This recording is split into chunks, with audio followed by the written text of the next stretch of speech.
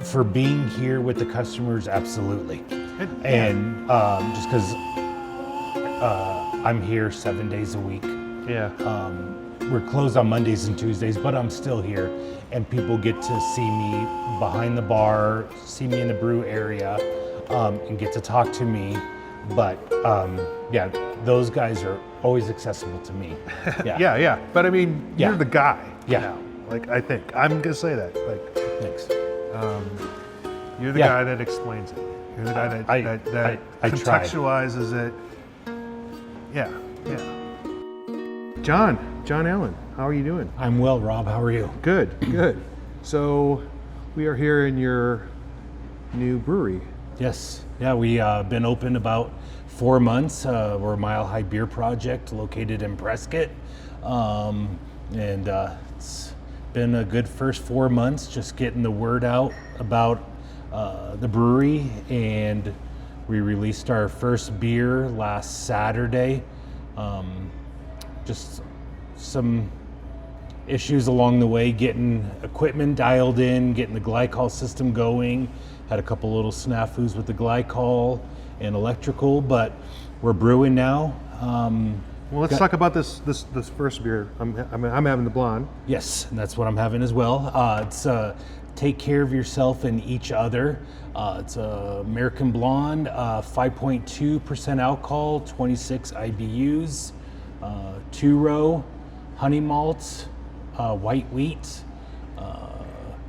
Willamette at 60 minute, and then I think Mosaic at 10 minutes, and just USO5 yeasts, and so far so good. I feel like it's been a fairly good reception for our first beer, and just dialing in the system.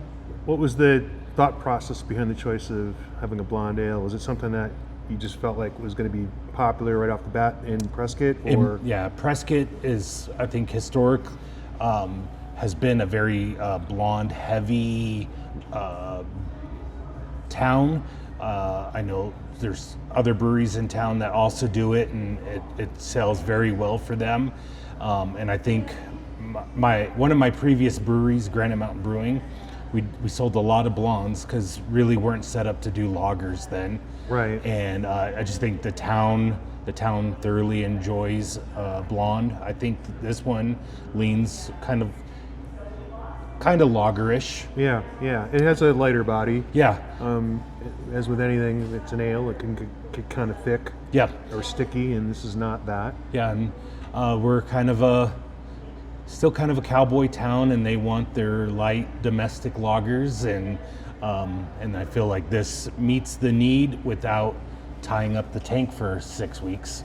Sure, and I've heard a lot of brewers say they would prefer something lighter without a lot of hops, just to get their system dial in and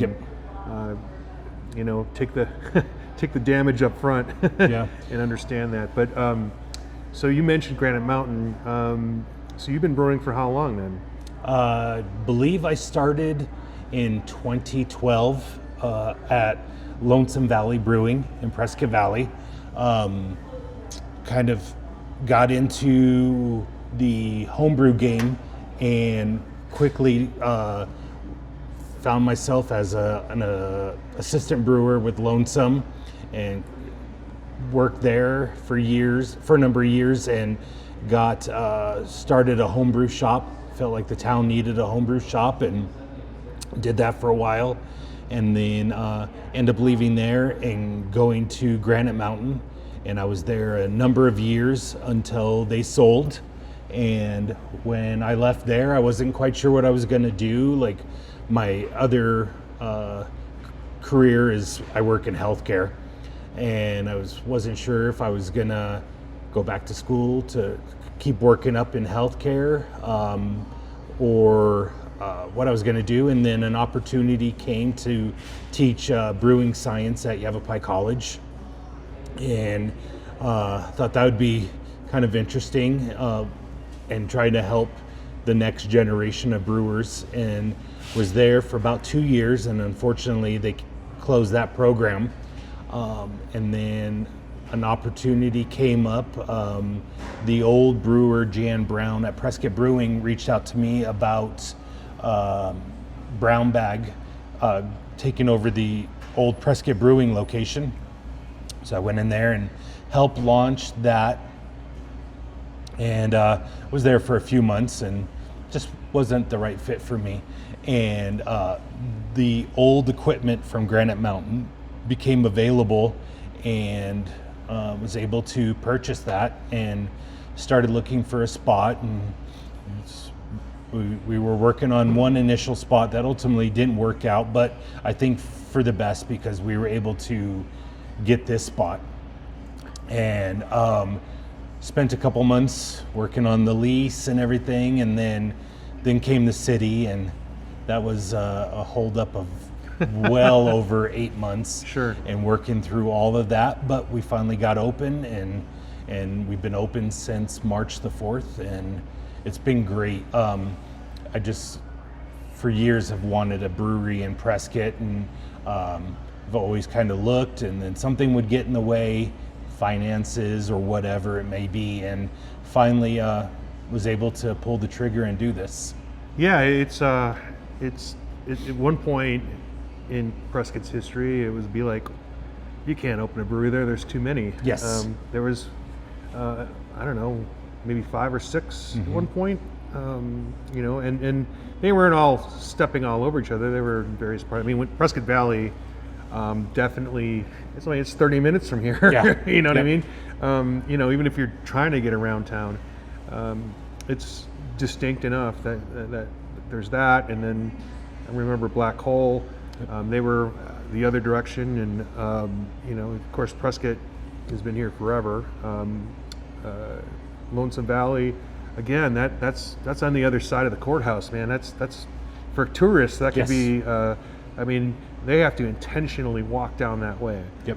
So it is an interesting situation that you kind of landed in now. And I think you kind of own the downtown now. Yeah. And there's us, Lazy G, and Wren House Prairie Patio, the production for Wren House. Sure. I mean, And that's like at the airport. Correct. And it's out there. And then otherwise, the closest brewery is Smeltertown in Clarkdale. yeah. And so there's definitely a need for probably 5 more between us, Prescott Valley, Chino. There's there was a Chino, need. yeah.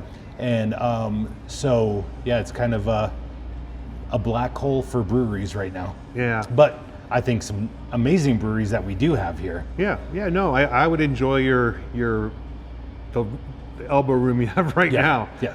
And so you just also did a collaboration beer, right? Yeah, we That would actually be what I would like next, if you don't mind, the IPA, please. IPA? Yeah. Okay? Yes, thank you. Yes, Jake, the head brewer from Wren House, reached out to me and Travis from Lazy G to see if we wanted to collaborate on their 11th anniversary beer, and wanted to do a West Coast IPA. The patio is set up to run on RO water, but the city of Prescott has amazing water. And so, but pretty much I think almost every beer they brew there is RO, and so he wanted to do this one with city of Prescott water, traditional West Coast, and then I believe the hops on this is Citra, Idaho 7, and Nelson. So these are beautifully clear beers. Are you filtering?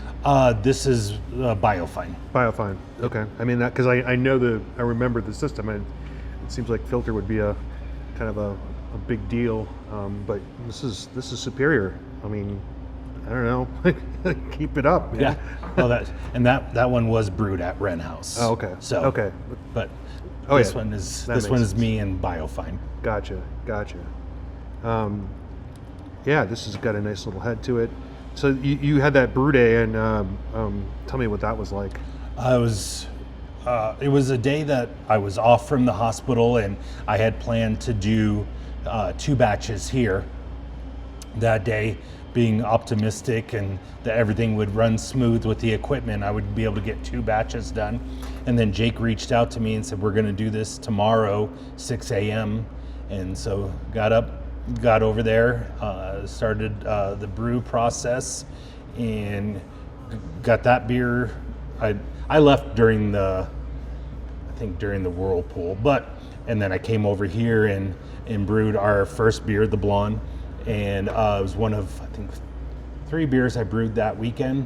And so it was kind of a marathon. Yeah. And so coming in here and firing up the system and trying to dial everything in as you're brewing, it ended up being a lot longer day than I had thought. But Yeah. it was still rewarding after the 15 months of work to get this place open, to finally be able to brew our first beer. And I know a lot of people, they come in, what beer do you have? And it's like, well, we have an amazing guest tap list right now.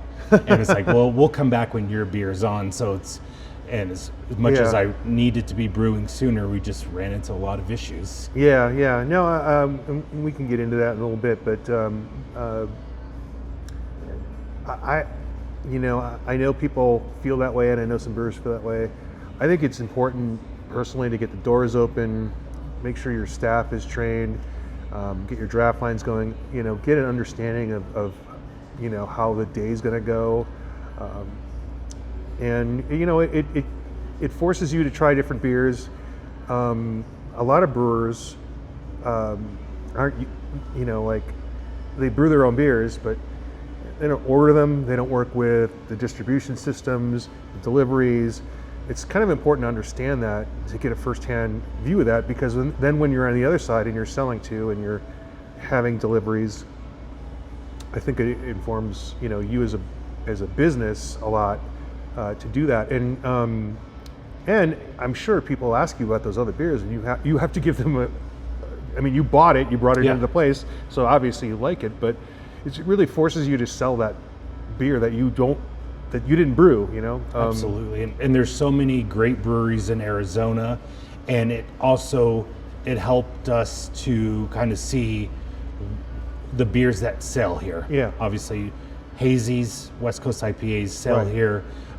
Ambers sell great here, and then there's been a huge push with hefts and lagers. Yeah. And so kind of we know what's going to sell, and we were actually able to find a saison keg, and it sold quickly. Yeah. And so it's like there's still that need for those Belgian style beers, and give us a taste of what Prescott wants. Yeah, I think to bite off on a saison sometimes is a big risk. And by the way, I still remember the saison you did at Brown Bag. It was very good, and I'll have to update you after we're done here. I'll tell you about some of the beers I had in Asheville during the homebrew conference, both amateur and some of the business out there. There's a lot of lower alcohol beers. They're done very well, and some of them were even wood aged. They weren't barrel aged, they were wood aged. They used the staves. There's a lot of fun things you can do at that lower alcohol and still have full flavor. And that's one of the things that I'm looking forward to, being a 3-barrel system here, is that we get to have those one-off experiments, split off batches. I have a few different mini brights, and just be able to have fun. And it's not like I'm cranking out a 20-barrel experimental. Right. And it's like if it's not well received here, well, it's something else for me to drink. Yeah, that's just it. Back to the guest taps. It's like your commitment is one keg. Yep. Not a whole lot of raw ingredients, and maybe some specialty malts or hops or yeast you're never going to use again. So, the Prairie tap room or the Patio. The Prairie Patio, but the actual brewery. Yeah. That was formerly Prescott's Prescott Brewing's production brewery. Had you brewed in that place before ever? No, I would just go out Jan Brown, the former head brewer for PBC. He's Yeah. a great friend and a great knowledge base. Sure. He was trained at Siebel. John Nelson, the owner of PBC, sent him to Siebel, and he was just a great source of information when I was a younger brewer. Yeah. And because I always want to try to brew the best beer possible, and sometimes questions arise, and he would always answer them for me. Yeah. I never got a chance to brew out there, but I would just go out there often just to talk to him. Sure. The reason I bring that up is because that was like one of the first statewide collaboration beers was there for the Yarnell 19. Yes. And that's the coming together of that sort of was one of the first collective things that the guild wanted to do, is because the smaller breweries were restricted from selling that beer because you couldn't sell other breweries' beer even if you collaborated on it. And we, at that time, they worked around it, but that was like one of the first things that we tackled at the guild when I got hired on. And I remember it was all done by email, which you can understand would be very, very sloppy with Yep. the reply alls and all that stuff. So people got upset with each other because, you know, it was, people weren't used to using email. And so like I was on that string, and I would just sort of give a synopsis and also not reply all. So, Yes. you know, coming from the information, you know, industry, you know, like it was just different. So that, I think that connected me with a lot of brewers right off the bat. Yeah, and I didn't have it. I didn't have anything to do with that beer, but But I mean, I just wanted to. Yeah. That the fact that they immediately called you to do collaboration sort of speaks to the energy of that building, and you know, Prescott Brewing Company in particular. I know sometimes. If you're not from the area, they could be a little. They could be seen as a little rough around the edges when it comes to working together. Yes. But that was coming from the heart, and so you know that speaks to Prescott, I think. You know, I did get to go and try a few of those beers, the 19 at Prescott Brewing, and it was fantastic beers. Obviously a rough time in Prescott, but did get to collaborate several times at the downtown location Right. with Granite Mountain and Lonesome Valley and Insurgent, and we made some pretty good beers there as collabs back for Arizona Beer Week. do you still stay in touch with any of those former brewery people? I know at least a couple of them left the area, but John and Jan have been in a few times. Yeah. Rob from Insurgent was in here a couple weeks ago, and I saw Jeff Hart, who's now with Grand Canyon, but formerly of Lonesome. We brewed a couple beers together. Yeah. I saw him up at Real Wild and Woody in Flagstaff last weekend, and that was a great event. I thought it was a good change of scenery, not to sort of make the obvious point. It's on the ski hill. The best scenery for a brew festival. Yeah. Yeah. There's a whole world of difference drinking at 9,500 feet than it is at 8,000. Yes, and just the scenery there Yeah. for a brew festival, it's better than a parking lot. It would be kind of fun to get some of those guys come and brew a beer with you. I'm sure. Yeah. Right. Yeah.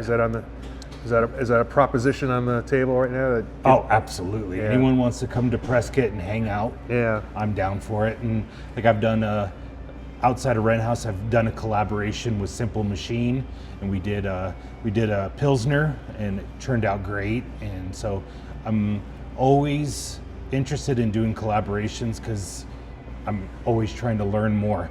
Sure, and that again, this goes back to the Yarnell 19. It was called Heroes 19. That collaboration beer. When breweries are opening, I said, well, all right. So if you don't want to outright buy church music because for whatever reason, even though you enjoy the beer, you think it's going to somehow down the road interfere with your business. I think that was a kind of a thought that people had. Well, if people like this, then I'll never be able to X, Y, and Z. And like, well, you could also collaborate with these other breweries, and that really opened it up. So I remember several breweries just like literally, even after they started up, like a piece of equipment goes down, like literally, like I just collaborated with like 10 different breweries to keep my pipeline going, and I think that was the spirit of the change. And I think as we lose breweries and as things get leaner, as supply chains change, my wish for breweries is to not just get together when it's fun, get together ahead of that, or get together when you do have a crisis. Like, hey, I'm completely out of this. I know it's just traditional for us to ask for a box or two of hops, but maybe let's just make something together. Let's have some fun. Yeah, yesterday I was called by Lazy G looking for glycol. Yeah. And unfortunately, I didn't have enough for them. Right. But they got it figured out. But it's always, I always say that this is the only industry that I've ever been in where it's not competition, it's collaboration. Right. It's like, hey, do you have a bag of white wheat? Sure. Yeah.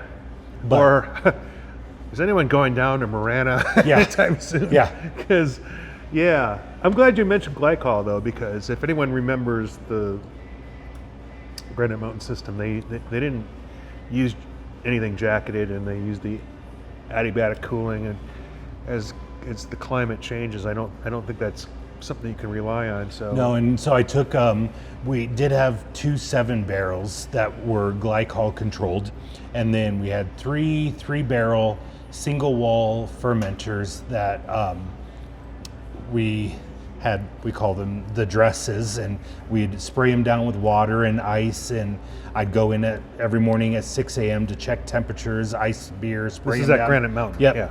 And then so now with stout tanks, they have glycol lids that drop in, so those 3-barrel fermenters are all now glycol controlled. That's something I didn't realize was a change in technology. That's very cool. So it was a little bit more of a learning curve of how to create these 3-barrel fermenters to be glycol controlled. Yeah. Because I do have a whole nother career, and it's like, do I have time to be in here icing things down in the morning? Probably not. And so then that way I can, though I'm still kind of a little bit neurotic and want to come in and make sure the temps are okay, the glycol's okay, but at least I'm not spending the time to ice everything down and waste water resources. And Sure. Yeah. No, it's that's glad to hear. I'm sure that's going to add to the clarity and we don't have the roller coasters of temperatures and the taking a chance of creating beers with off flavor. Right. So you're not automatically a Saison brewery accidentally. Yes, exactly. Yeah. So what's on the brew schedule coming up, or what's in the tank, and what can we expect? We have a West Coast IPA in the Bright right now, and have a Amber Porter Hazy in the tanks, and then wait, those are like different beers, right? Yeah. I was like, not all together. But yeah, we have an amber, which for us is an alt beer. Right. And I love alt beers. I just don't know that they sell well. Yeah. So I call it an amber. And well, that's it. I mean, amber is, I mean, because let's be honest, blonde means a lot of different things too. Yep. Ska blonde is different than Scottsdale blonde, and yep. In fact, at the competition level, they win different awards. Correct. Right? So is yours an American blonde, or is it, we're just calling it blonde, but it's really a pseudo lager, or? I'm calling it American blonde, USL5, fermented at 68 degrees. And back when I was a home brewer, I would have been able to remember that recipe and go, okay, I know what it is. But those days are gone. Sadly, I still remember all the recipes from Granite Mountain. I think I just brewed them so many times. Yeah. That they just kind of stuck with me. So I'm calling it that. I don't think it veers towards English or anything like that. Yeah, So yeah. And then I'm sorry, the amber is an alt, yep. And which then which I feel that sells to a different crowd. correct. So somehow you got to get the same message across with the beer. Yep. I think there are people who wouldn't get caught dead with an amber because they're thinking 90s brew pub, again sticky, you know. But an alt beer suggests, oh, this is supposed to approximate a lager, a darker lager. Yep. It's drier. Yeah, I mean, you'll see breweries play around with putting the word alt in there or not. So that sort of like satisfies the Prescott crowd a little bit, right? Correct. Yeah, there's still a huge call for ambers and porters, and they want dark beers year round. Right. It's funny because I had some of the most delicious Helles beers I've had in the last couple months. And I mean, honestly, Helles could have had the same, if lagering were as prevalent as ale brewing in our history, like Helles could be an overused term. For gosh sake, light beer was the subhead on Miller Lite, L-I-T-E, was a fine American Pilsner beer. And like it didn't pull Pilsner from being cool for the cool kids. Correct. Yeah, no, I mean, that's one of the things. I just throwing it out there for anyone who's like, oh, amber, like ambers can be cool. Yes. And So I'm sorry, amber and then hazy and a robust porter. robust porter. Yep. Yeah, we've got a history of winning robust porters in the state, or porter for sure. So when you say robust, hone that in for me. I think that's the BJCP category for it, is robust porter. But I'm trying to remember the recipe right now, but I know it's. Well, there's brown porter. There's Carnegie porter. There are a lot of different things, but is it going to have a lot of roast? Not a lot of roast. Chocolatey. Chocolate, and then Northern Brewer for the hops. USO 5. Churro. Munich. I guess because depending on whether you're following BGCP or marketing or the World Beer Cup or whatever, you know, somewhere in there, porters are like stouts but not stouts. So how different would it be from a stout? I think it's not as roasty. Yeah. No, I don't. So you're going more chocolate. Yep. Okay. Yeah, I don't recall that there's roasted barley. I think it's Carafa 3 in there. Yeah, and that's just a coloring. Yep. Yeah. Okay. So those are on tap, and then I interrupted you because you had another thought about beers in the future. I mean, how many? You've got one of your beers created here. You've got one collaboration.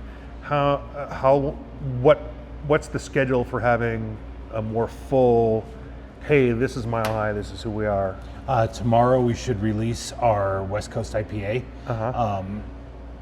Early next week we'll release the amber and start rolling them out, and then looking at, in the close future, a hef, ESB. Yeah. My ultimate goal is that here sooner than later we'll have a beer engine, because I'd like to do cask, saison, and I believe there's one other one, I just can't recall it right now. And so my goal is to have a dedicated cask line.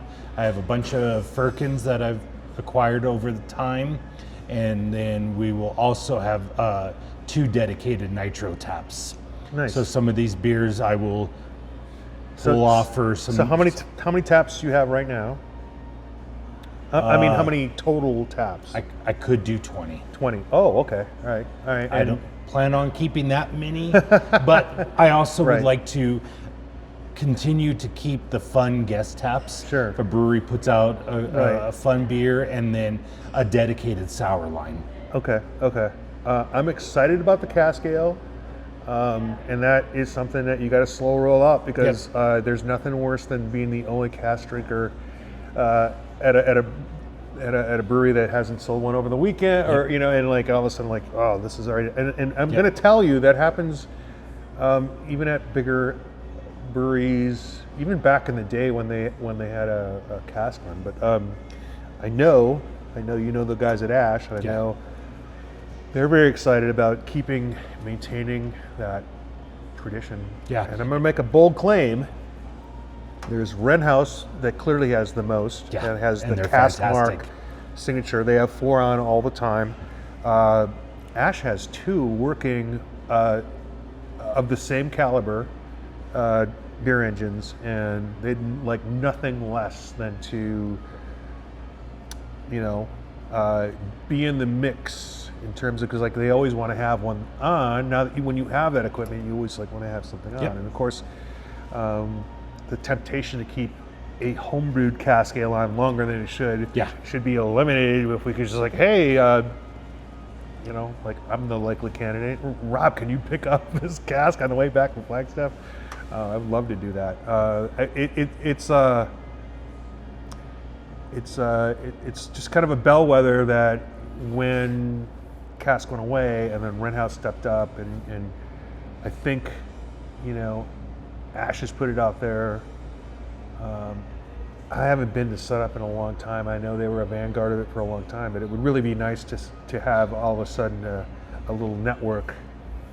Because back in the day with Lonesome Valley, we had one beer engine, and sometimes we were rotating 4 5-gallon kegs through there a night, and there was just there's that market there, but they can't be sitting around for very long. For everyone who doesn't know, beer engine is a way to dispense cask ale, and it's a hand pump. It's got a sparkler, and that's what creates the foam. And when we talked about nitro taps, that is a new technology way to approximate cask ale, and that's why Guinness was so successful worldwide. There's no way, even in this day and age, that they could deliver these live cask ales and have that same experience. So it's a good use of technology, but I for one would love to have cask Guinness. Instead, they're different. They're not. I don't. Qualitatively, they're only better than one another if you can get both all the time. Like the cask thing is rarer, but you can go to a lot of different places that you'd never expect to have a good beer experience. And whether you like Guinness or not, you have to say it's a good beer experience, because it's a different piece of equipment than any other beers generally use, and they do training, and a brewery like Left Hand had great success in taking over those handles with their stout. So it's an opportunity. It's just like a different TV channel, right? That we're over here, and you can see I'm super excited about Yes, the fact. there's definitely passion there. Yeah. Because ultimately, one of my favorite beers is Timothy Taylor Landlord, and I have one brewery that wants to make it with me, and I would love to say, hey, I made this, check it out. I would love to have that beer be not me making it, but just like, hey, this is, because everyone's used to stouts on cask and IPAs on cask, and I don't think IPAs are the medium, honestly. But people have been doing dark milds, which is delicious, but just to get a decidedly pale ale, not something that competes with IPA, it's just something malt driven and a little snap a hop, that's the one I could just keep drinking and drinking and drinking. So sorry, this is just about me now. No, but I agree, and we plan on brewing the ESBs, the English milds, the ordinary bitters. Yeah. Well, you're doing an ESB. Correct. I don't want to forget about that, because that has it was a touchstone for a lot of brewers, and that style has gravitated quite a bit. You're familiar with the fact that Sierra Nevada won the ESB category with the pale ale. Yep. And so I think there was a big reset about that. Although we'll see next beer cup. It didn't. We don't know if they entered it or not again. But they were saying, "Hey, we're getting these notes," and so we decided to enter this instead. And it just shows you how things gravitate. I mean, and I clearly it's a great beer no matter what. But Yeah. also a lot of people have strong feelings like it shouldn't have won. There are some people who are like saying it's a flaw. I'm like, it's just it's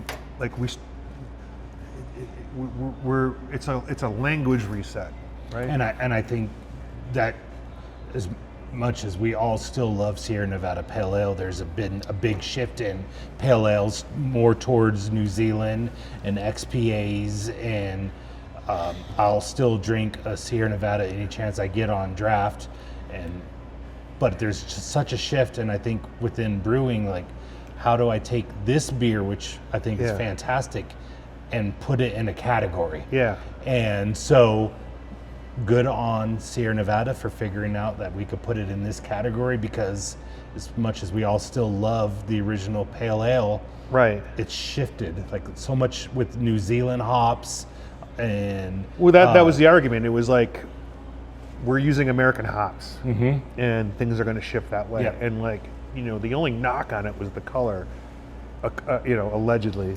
But there's more to it than that. Yeah. But that should have been the dead giveaway, that this is not an ESB by design. But I'm not gonna. There's probably 8 people who spent 30 years drinking and evaluating beers, and I shouldn't really put myself on the final table there, but for that. But it's interesting because it's another beer that I hope comes back. There's an amazing discussion if you listen to John Hall with Lady Justice and first of all, their whole charitable brewing business, and also their ESB. And I just was at a brewery in South Carolina or North Carolina that had an ESB, and I can't tell you how good it was, but it was 6%, which is a little high, but it was also not the way this brewer brews, because they had all kinds of very low strength beers. That's something I'll talk to you offline about, because I have some thoughts about that, and I gotta bounce it off some other brewers. I had a great experience at Griffin and Sphinx, and the former brewer Wayne Wambles from Cigar City, with low alcohol beers and wood, and but he had the 8%, the 6% at ESB. I'm like, this is really high, man. Yeah. Like I'm looking at the board. He's telling me all these stories. I don't know. It just goes to show you, though.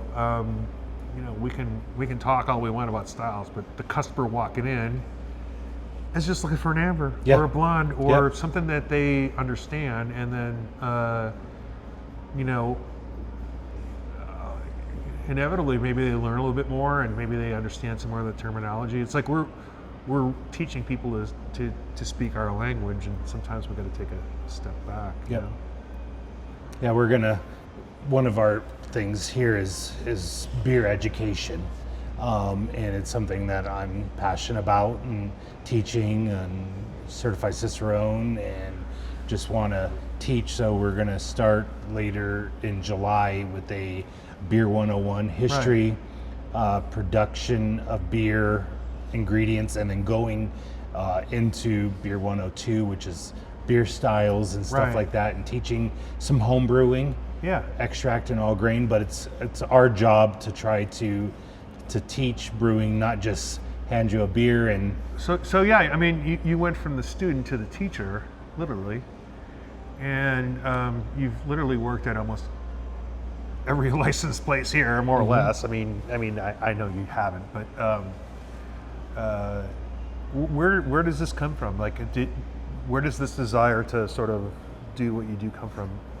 take it outside of the whole brewing industry. Like, Yeah, I think I've always just been probably inquisitive and always wanting to learn more, and always just trying to research and read, and that's how I kind of came into healthcare, and I've been doing healthcare for probably 28 plus years. so now, but half of that you've also been brewing. Yeah, right, 14 years.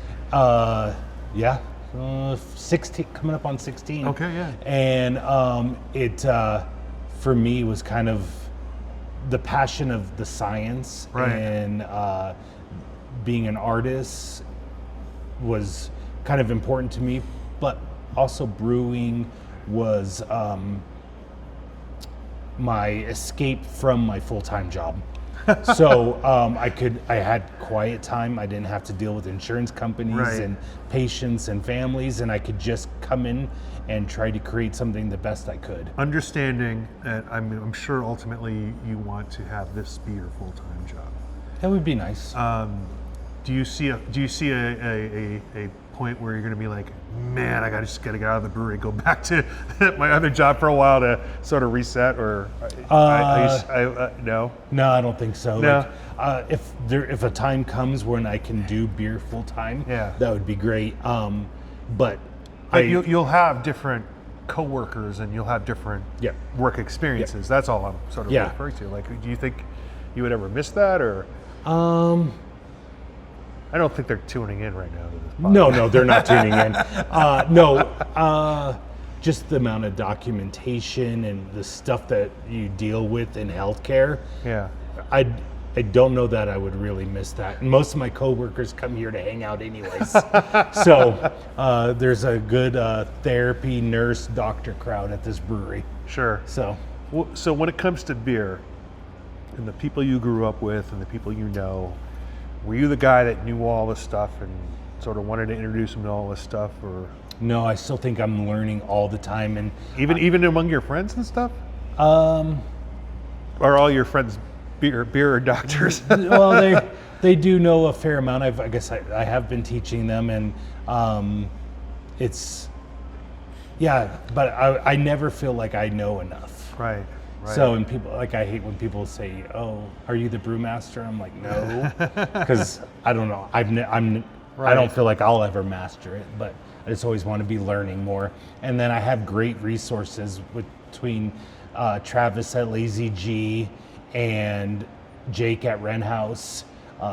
Like, if anything comes up or I just question Yeah. it, I just call them. Sure. And they always answer because they're great friends. And listen, as well known as those brewers are, as meddled as Travis is, and understanding, production like they do over at Wren House. I think you're like the most accessible guy in that trio, right? Like, to talk to and For being here with the customers, absolutely. And just because I'm here 7 days a week. yeah. We're closed on Mondays and Tuesdays, but I'm still here. And people get to see me behind the bar, see me in the brew area, and get to talk to me. But those guys are always accessible to me. Yeah. But I mean, Yeah. you're the guy. Yeah. Now. Like, I think I'm gonna say that. Like, Thanks. you're the Yeah. guy that explains it. You're the guy that I try. contextualizes it. Yeah. So just trying to, and I'm still a very active member of our local homebrew club and stuff with, I used to be the education director for that, and I'm still a part of that, but still active with our homebrew club because I just love and believe in beer. Yeah. And We got to get you down for an ASH meeting and do a little talk, because I think I think one of the shows we were talking about the sort of the crisis that we're having is like there's not an everyday face of homebrew anymore because of the lack of homebrew stores. Correct. We literally have one in a city of 5 million people, a little bit to the south of you guys. I don't know if you heard of it. It's called Phoenix. Yeah. Been there once or twice. Like, how do we get another generation? I'm at the point where, like, we've invested so much in the movement and the club, and I want to make sure that it gets down to somebody who's, 10 years old right now. Eventually, I want to give them the option to, have a fermentation experience if they so desire. So like that's the big thing as our club gets older, is how do we hand this off? So listen, I'm out of, go ahead. Yeah, and that's, I think, with a lot of different hobbies and professions, it's like getting it to the next generation. Yeah. And I believe we are in the greatest time of our lives for beer. Yeah. And you can go to anywhere and get amazing beer, and especially imports. A lot of people started homebrewing because they couldn't get those beers they had in Germany and Europe when they were stationed there, but now you can get them. But there's just something to be said about making a fresh loaf of sourdough or a fresh batch of beer and keeping that hobby going, because to me it's the greatest hobby The there level is. of general knowledge is much higher than it's ever been. The amount of beer styles and variety of beers is still there. It's even as we lose breweries, I think in some respects, the home brewers and the craft brewers brought the level up, and so now it's just figuring out what the next step is. And I'm glad you mentioned sourdough, because there were people baking bread in the 50s that weren't necessarily making sourdough, they were making bread. And then when mass production took over, like nobody made bread, and it was, like, come on, like I'll eat a piece of Wonder Bread in certain situations, but you peel the crust off and you could take the bread and you could roll it back into dough. I mean, there's something weird going on there, and that's something, that Garrett Oliver noticed in the whole slow food movement. But I'm glad you understand that we've got the torch and we got to hand it off, and I think you're the guy to do it here in Prescott. I'm out of beer, and also when I drive up to a brewery, I drink coffee and water. I had 2 beers. I gotta make room for another beer. But Understood. thank you so Well, much, John. Thank you so much for showing up. I appreciate you, Rob. Yeah. It's always been a pleasure seeing you. Cheers. Thank you. It's not a podcast about beer. Oh, It's not a beer podcast, it's a podcast about beer. Oh man. All right. Well, it's on there. Okay. I'll fade the music out. Okay. You know the bylaws. Oh yeah, I've listened to every single episode. Well, then you know we're late.